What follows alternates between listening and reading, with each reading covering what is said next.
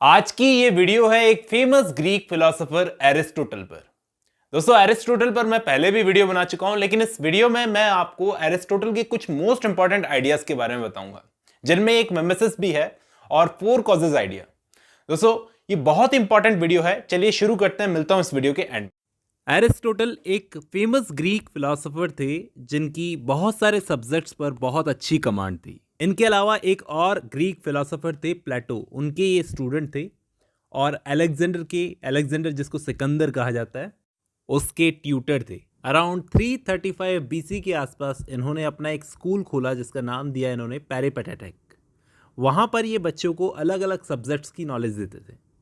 ये स्कूल वैसा नहीं था जैसे आज स्कूल होते हैं, 4 दीवार के अंदर स्टूडेंट्स टेबल लगाकर बैठे रहते हैं और टीचर बोर्ड पर खड़ा होकर लेक्चर दे रहा होता है, बल्कि यहाँ पर डिस्कशंस होती थी, सवाल जवाब होते थे, स्टूडेंट्स और टीचर आपस में बातें करते थे। फिर इनको मैसेडोनिया के राजा फिलिप सेकंड ने इनवाइट किया कि ये जाकर उनके बेटे अलेक्जेंडर के ट्यूटर बने, उनको एजुकेट करें। इनको उस टाइम पर मैसेडन की रॉयल कोर्ट का हेड बना दिया गया। इन्होंने अलेक्जेंडर को एनकरेज किया था कि तुम ईस्ट की तरफ बढ़ो, पूर्व की तरफ, जहाँ पर इंडिया है।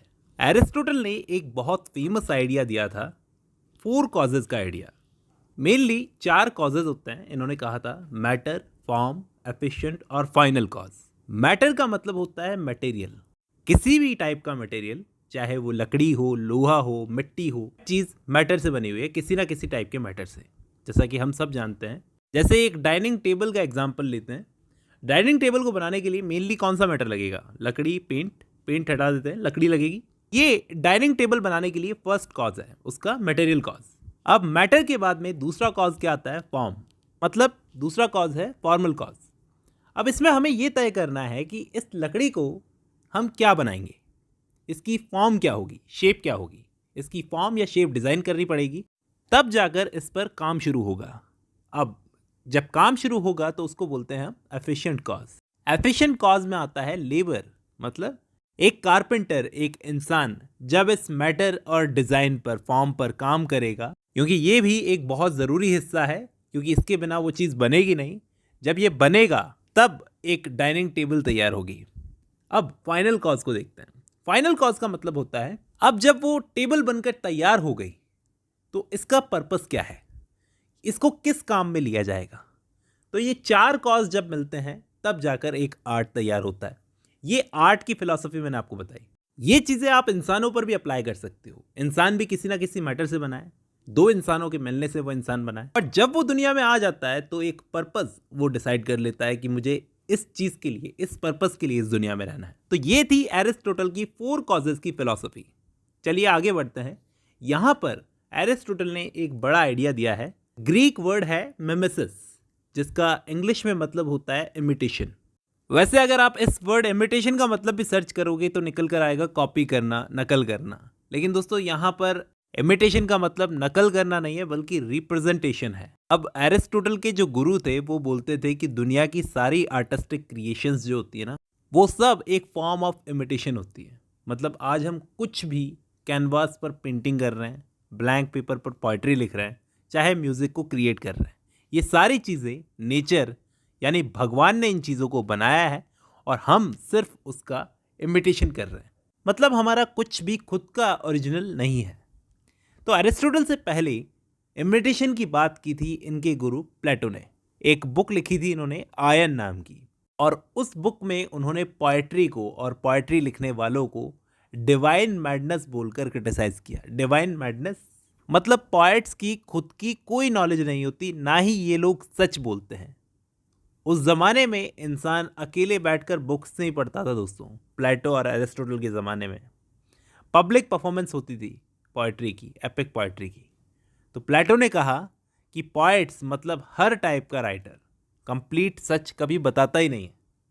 ये लोग दुनिया को यकीन दिलवा देते हैं अपनी कहानियों से कि ये जो बोल रहे हैं ये सच है, लेकिन ये लोग पूरा सच कभी बताते ही नहीं हैं। और अपनी किताब रिपब्लिक की बुक 3 में इन्होंने सोक्रेटिस का नाम लेकर बोला है कि सोक्रेटिस बोलते थे कि इनको कभी सीरियसली लेना ही नहीं चाहिए, पोएट्स को और इनकी पोएट्री को।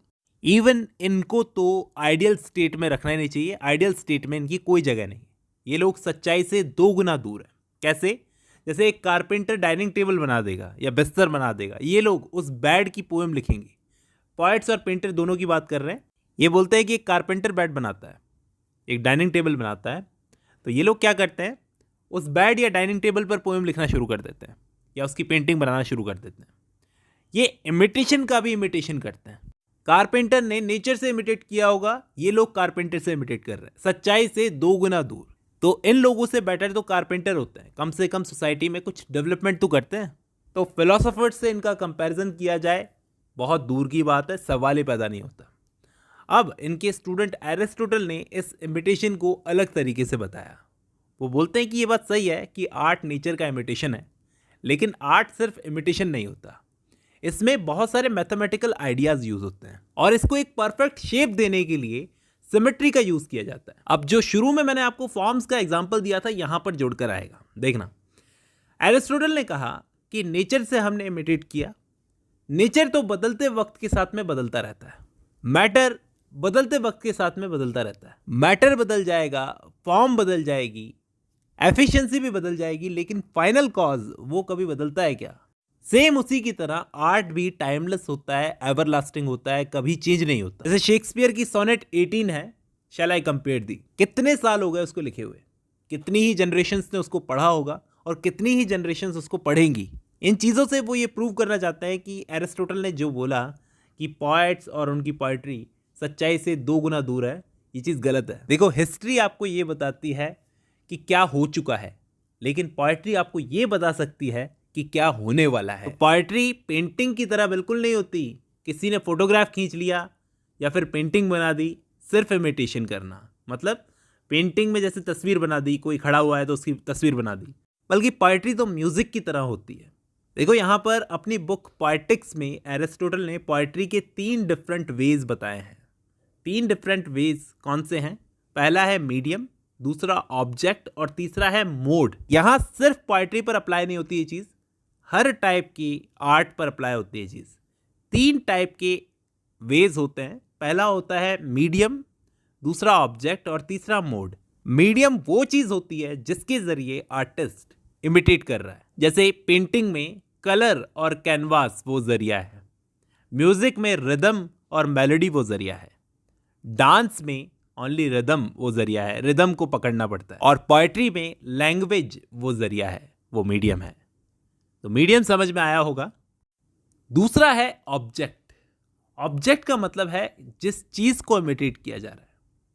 ये ऑब्जेक्ट एडमायरेबल भी हो सकता है और इन्फीरियर भी हो सकता है।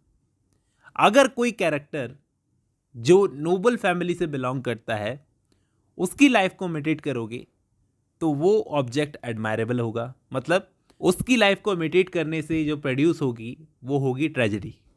और अगर कैरेक्टर इन्फीरियर होगा, मतलब सड़क छाप लोअर क्लास का लड़का, उसकी लाइफ को अगर आप इमिटेट कर रहे हो तो कॉमेडी बनेगी। तो मतलब आपने कौन सा ऑब्जेक्ट चूज किया है अपने वर्क के लिए। जैसे होमर हमेशा एडमायरेबल कैरेक्टर्स को इमिटेट करते थे। अब तीसरी चीज़ है मोड, यानी किस मोड में आर्टिस्ट बता रहा है अपनी चीज़ को, नरेशन के ज़रिए या एक्टिंग के ज़रिए। कुछ लोग अपनी कहानी को नरेशन के ज़रिए बताना पसंद करते हैं, जैसे कि एपिक पोएट्री, और कुछ लोग एक्टिंग के ज़रिए, जैसे कि ड्रामा, जिसमें अलग अलग डायलॉग्स बोलता है हर कैरेक्टर। उम्मीद करता हूँ इस वीडियो से आपको एरिस्टोटल के कुछ आइडियाज़ समझ में आए होंगे। दोस्तों, आज की इस वीडियो में बस इतना ही। अब जब आपने ये वीडियो खत्म कर ली है तो मैं उम्मीद करता हूँ आपको ये आइडियाज़ समझ में आए होंगे, एक नए तरीके से समझाने की कोशिश की है। चलिए, आज की इस वीडियो में बस इतना ही, मिलता हूँ नेक्स्ट वीडियो में।